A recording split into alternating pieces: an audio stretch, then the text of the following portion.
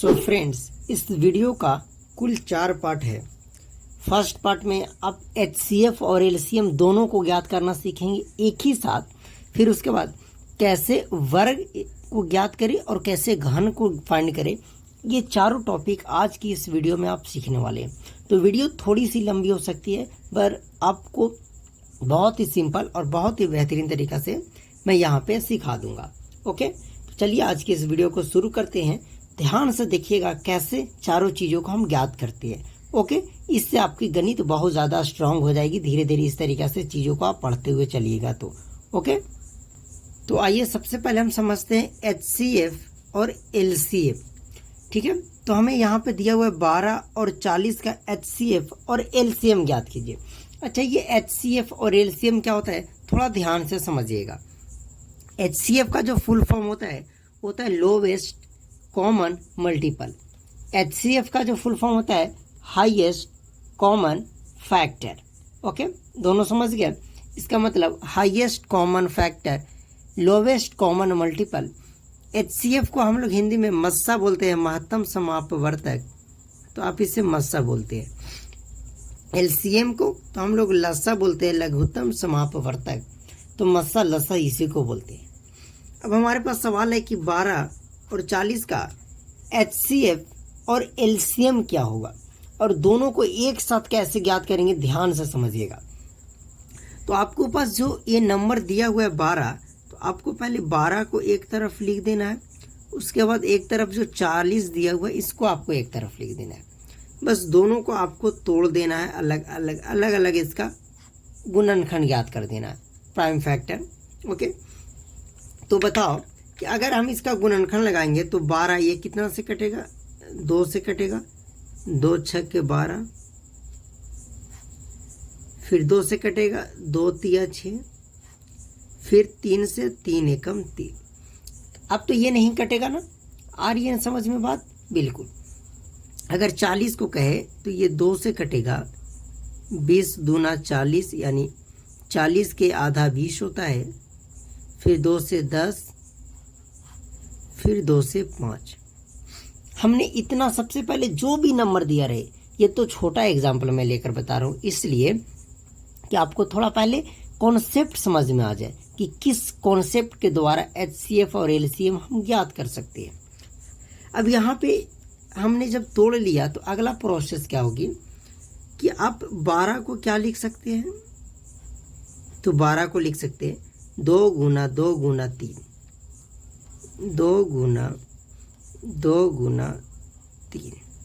देखिए 5 को अगर 5 बार में लगाएगा तो नीचे 1 ही आ जाएगा। चलिए लगा देते हैं, वरना कोई बोलेगा कि 1 क्यों नहीं लाए नीचे। हो गया।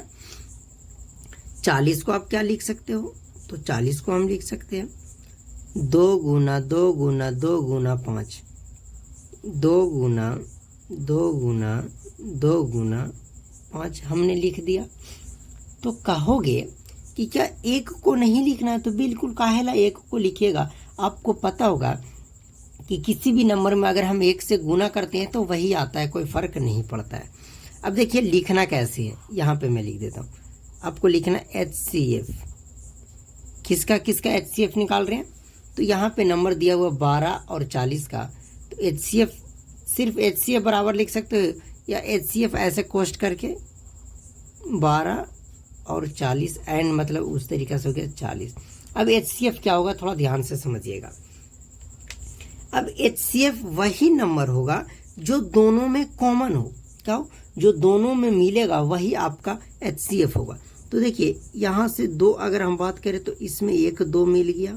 अच्छा, एक और 2 मिल रहा है, उसके बाद 3 है, लेकिन इसमें तो 3 नहीं है, तो HCF बराबर यहाँ भी 2 मिला, यहाँ भी 2, तो दोनों में से 1 का 2 बाहर निकलेगा, 2 दूना 4, ये आपका HCF हो गया। अगर हम LCM की बात करें तो LCM क्या होगा, तो LCM वह सारी नंबर होगा जो पहले मिल रहा है, तो ये 2 मिला, ये 2 मिला, तो एक नंबर लेंगे तो 2 गुना 2। अब जो नहीं मिला उस सबको आपको लेना है, तो जैसे 3 नहीं मिला तो 3 ले लीजिए, 2 भी नहीं मिला था तो 2 ले लीजिए मल्टीप्लाई, 5 भी नहीं मिला था तो 5 ले लीजिए। सबको गुना कीजिए, 2 दूना 4, 4 तिये 12, 12 25 60, और 60 को जब 5 से गुना कीजिएगा 6×5 = 30 यानी कि 300 ये आपका हो जाएगा। सो फ्रेंड्स यहाँ पे हमारी कैलकुलेशन गलत हो गई।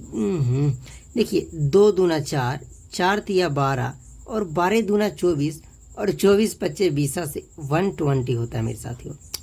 वो होता है मिस्टेक्स। ओके, तो कह सकते हैं कि इस 12 और 40 का एलसीएम जो होगा वो 120 के बराबर होगा। एचसीएफ जो होगा वो 4 के बराबर होगा। आई होप कि आपको एलसीएम और एचसीएफ निकालने की तरीका आ गया। अब हम एक बड़े सवाल लेते हैं, उससे आपको बहुत ही अच्छे तरीका से समझाते हैं। ओके, चलिए अब आइए देखते हैं कि 135 और 255 का एचसीएफ क्या, एचसीएफ और एलसीएम दोनों क्या हुआ। ये आपके क्लास 10th के एग्जाम्पल लिए हुए, ठीक है। तो आपको ये भी तो हो जाए कि यार मैं पढ़ रहा हूँ तो 10th का भी मैथ्स बना ले रहा हूँ। ओके, ये आपके अंदर होना चाहिए। तो आइए देखते हैं। तो सबसे पहले 135 है यानी 135 को आपको लिख देना है 135, इसको आपको तोड़ देना है। तो यार लास्ट में 5 है तो 5 से ही लगेगा, 5 से लगाएंगे। तो देखिए कैसे काटना है, जैसे आप भाग देते उसी तरीका से आपको काटना है। ओके, मैं इजी तरीका से आपको बताता हूँ। तो देखिए 5 पहले 1 लेंगे तो नहीं आएगा, 2 डिजिट लेंगे। 5 के पाड़ा में 13 नहीं आता है, 13 से कम 10 आता है। 5 दूना 10 कट गया, तो 13 में से 10 कट गया तो आपका 3 बचा, 1 2 3 और 3 पर 5 35 यानी 5 7 35 कट गया। बहुत इजी तरीका से। फिर 3 से काट दीजिए। देखिए पहले 3 से कट जाता, लेकिन मैं आपको इसलिए आपको पहले किया कि यार आपको ये पता चल जाए कि लास्ट में 5 है तो वो 5 से कटता है। 3 से काटेंगे 3 9 27, फिर 3 से काटेंगे 3 3 9, फिर 3 1 3। अब ज़्यादा कोई अगर कमेंट करेंगे कि यार पहले 3 से क्यों नहीं काटे, तो आप पहले 3 से काट सकते हैं। देखिए 5 और 3 8 और 1 जोड़ेंगे तो 9, हमारा 3 से कट जाएगा। तो आप पहले 3 से भी काट सकते हैं, कोई दिक्कत नहीं है। लेकिन मैंने 5 से इसलिए काटा, तो आपको डिजिबिलिटी ऑफ रूल सीधा पता होगा कि लास्ट में 5 है तो 5 से कटता है, तो आपको आसान पड़े। देखिए लास्ट में तो 3 से कटा ही। उसके बाद 255 है, तो हमने 255 को इस तरीक़ा से लिख दिया। अब इससे भी उस तरीक़ा से ही डिवाइड करना है जैसे मैं बताया था। तो आइए देखिए 5 5 10 2 12, तो ये हमारा 2 से कट रहा है, 3 से कट रहा है, तो आप 3 से भी काट सकते। चलिए पहले हम 3 से ही इसको काट देते हैं। तो देखिए 25 पूरा है, तो 3 8 24 कट गया, 1 पर 5 15 यानी 3 5 15 कट गया। अब ये 3 से नहीं कटेगा तो 5 से कटेगा, 17 5 85। अब कुछ नहीं डिवाइड आ रहा है, तो आप लिख सकते हो 135 इज इक्वल टू, इस पूरे गुणनखंड को लिख देंगे 5 गुना 3 गुना 3 गुना 3, 5 गुना 3 गुना 3 गुना 3। अब उस 255 को हम लोग क्या लिख सकते हैं, 3 गुना 5 गुना 17, यही तो लिख सकते हैं। अब हम बात करें HCF की, तो HCF में मिल कौन रहा है, तो यार एक 3 मिल रहा है और एक 5 मिल रहा है, तो 3 आ जाएगा और ये आपका 5 आ जाएगा, 3 5 15। HCF is equal to 50। Okay, अब LCM की बात करें तो देखो यहाँ से ये 3 भी और 5 भी मिला था दोनों, तो LCM में जो होगा वो ये 3 भी होगा और ये 5 भी होगा। उसके अलावा 17 नहीं आया तो 17 भी लेंगे, 3 नहीं आया तो 3 भी लेंगे, एक और 3 नहीं आया तो ये 3 एक और ले लेंगे। सबको आप मल्टीप्लाई कर दीजिए तो ये लगभग 2095 के आसपास आता है। आप एक बार मल्टीप्लाई करके देख लीजिएगा। ओके, मैं आपको श्योर नहीं हूँ पर आप एक बार मल्टीप्लाई कर लीजिएगा, मुझे लगभग आंसर इसका याद है कि इतना ही आएगा। आप ऐसे कर लीजिए ना, 3 5 15 और 3 3 9, 15 9 35 से 135 मल्टीप्लाई 17, या पूरा सबको मल्टीप्लाई कीजिए जो आएगा वो। आई होप कि आपको HCF और LCM ज्ञात करना आ गया।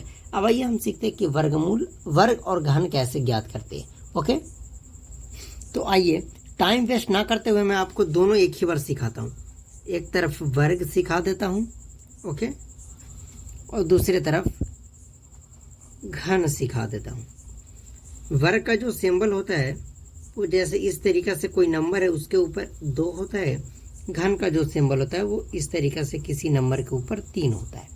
ओके, अब इसका मतलब कि किसी संख्या को उसी संख्या को डबल बार गुना कीजिए, उसको 3 बार गुना कीजिए क्यूब में। ओके, अब कई लोग कमेंट करेंगे कि आपने बताया ट्रिक्स नहीं बताया। तो देखो यार, मैंने थंबनेल में सीधा सीधा लिखा हूँ कि गणित को मतलब मजबूत करे तो यार पहले आपको बेसिक लेवल से चीज़ें आनी चाहिए। अगर आपको पहले बेसिक चीज़ें सब आती है ना तो आप उसके बाद बहुत बेहतरीन तरीक़ा से चीज़ों को सीख जाओगे। तो देखिए, ए का स्क्वायर मतलब कि क्या होगा, जैसे ए का ही स्क्वायर यहाँ बोले, इसका मतलब क्या होगा, ए और मल्टीप्लाई में ए होगा, ये हमारा राइट होगा। ऐसा नहीं कि हम इसे कर दे ए और ये मल्टीप्लाई में ऊपर बाद 2 तो ए गुना 2, ये हमारा गलत प्रोसेस है, ये सही है। ओके, घन जैसे ए का क्यूब, इसकी मतलब कि A multiply by A multiply ए, 3 बार उसी नंबर को हम गुना कर सकते हैं। तो अगर हम बोले कि 3 का स्क्वायर क्या होगा, तो आप बोलिएगा कि अब इसमें पूछने वाली क्या बात है। 3 का स्क्वायर मतलब 3 और मल्टीप्लाई में 3, 3 3 जा 9, कह सकते हैं 3 का जो वर्ग होता है वो 9 होता है। एक और हम बात करें कि 4 का जो वर्ग होगा वो कितना होगा, 4 गुना 4 इज इक्वल टू 16। तो आपको 2 से लेकर के 20 तक वर्ग लिख लेनी है और याद कर लेनी है, आपके लिए बेहतर होगा, मतलब अच्छी बात होगी। अगर हम बोले कि 3 का क्यूब क्या होगा, तो बस 3 मल्टीप्लाई 3, 3 3 जा 9, 3 3 9 27। तो घन जब भी आपसे पूछे तो उसे यार 3 बार मल्टीप्लाई कर देना उसी नंबर को। अगर कोई आपसे क्यूब पूछे, क्यूब पूछे तो 3 बार गुना, स्क्वायर पूछे तो 2 बार गुना। तो आई होप कि आपको चारों टॉपिक बहुत ही अच्छे तरीके से क्लियर हो गए। चलिए इस वीडियो को यहीं समाप्त करते हैं। ओके।